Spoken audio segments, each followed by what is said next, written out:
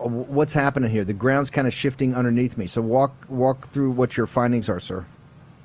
Right. No, that's a very important point. And I should just begin with this caveat that this piece is not about saying that everything the Oath Keepers say is wrong. In fact, a lot of what they say is sensible. They're just, outraged at the theft of the 2020 election and so forth. This piece does not speak to that. I have no doubt that there are patriots in this organization, other organizations, who have joined these organizations as a misguided expression of outrage against our corrupt ruling class.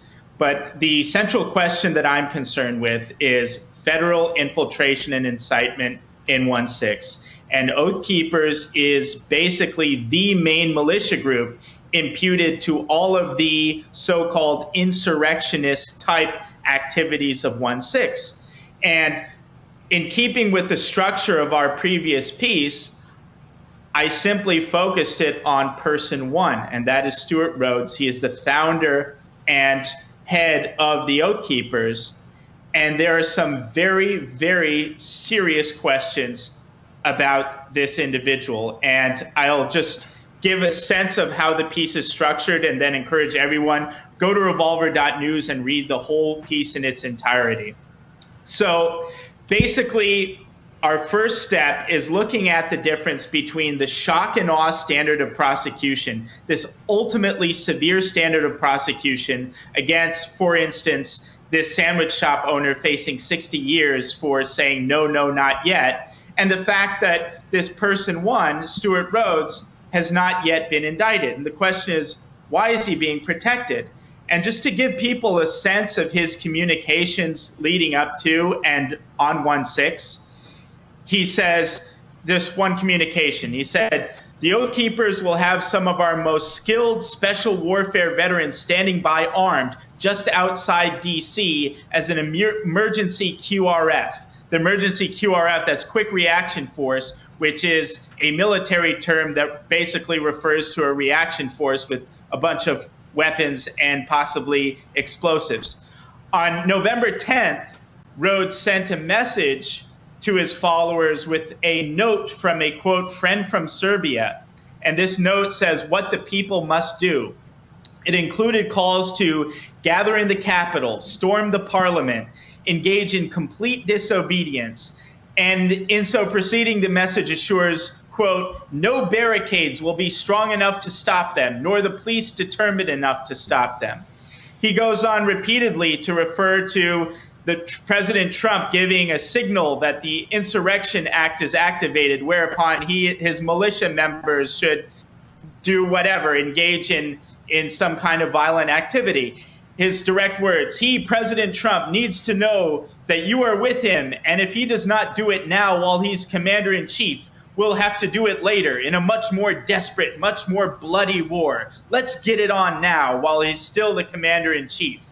And so forth. If President Trump fails to act while he's still in office, we the people will have to fight a bloody civil war and revolution against these illegitimate puppets.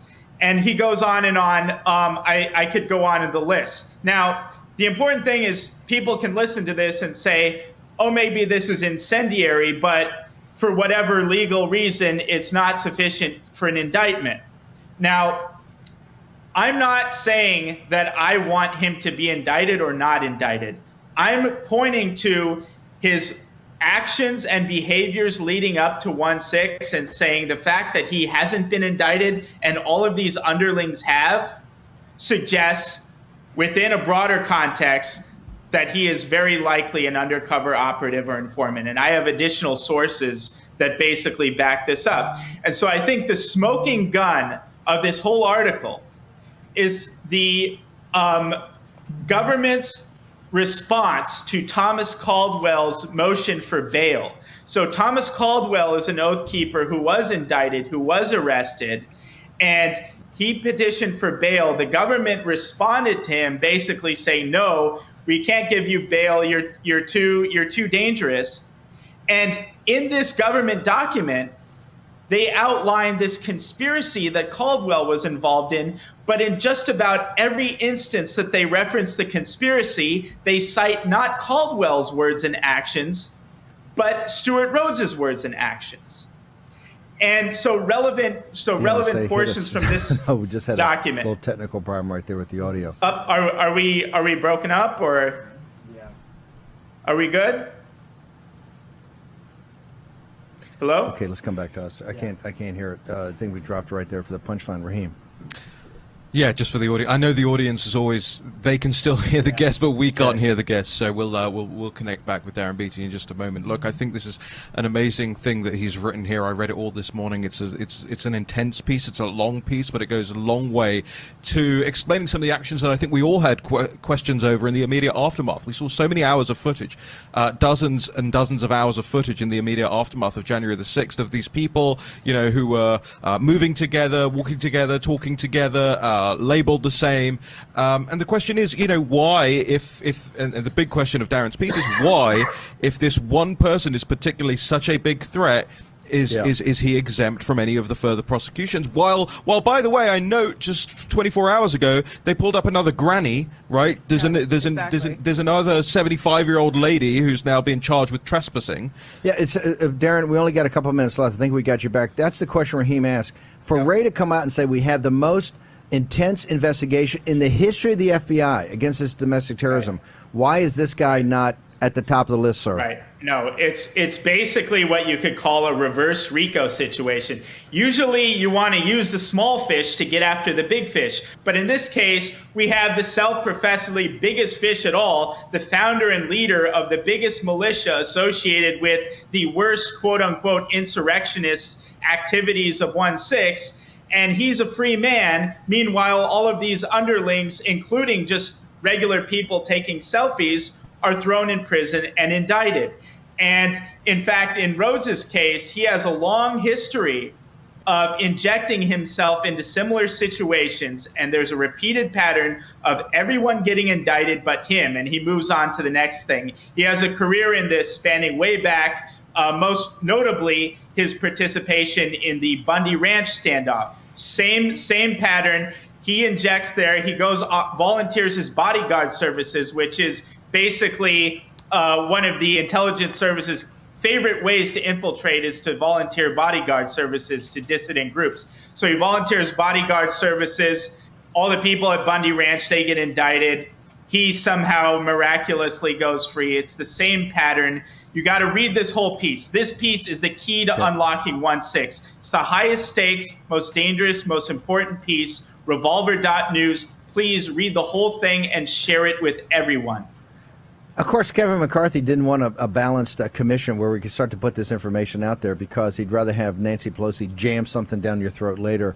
No, you guys were the only ones calling for that. You and Darren. And Darren was ahead of this. Okay, Darren, but real quickly, did this guy go to Yale Law School? Did I read that? Yeah, in the resume? he did. No, it's a very interesting career trajectory. Okay, stop. That was it. Stop. Yale Law School. Give me a break. A cesspool of the national security state. A cesspool of the national security state. But they always do this with the militia groups. I mean, they've been doing this since Waco, Oklahoma, the Randy Weaver, like all of that stuff. I mean, they've been doing this since back then. So real quickly, what's your social media handle? How do they get to Revolver, sir? We got about 10 seconds. Revolver.news, biggest piece in the country, right on top. Twitter is at Darren J. Beattie, DarrenJBeattie. And hello to all my friends in the NSA. Yeah, we need to put, by the way, NSA, be a force multiplier. Help us push it out today. Be back in a moment. War Room Pandemic with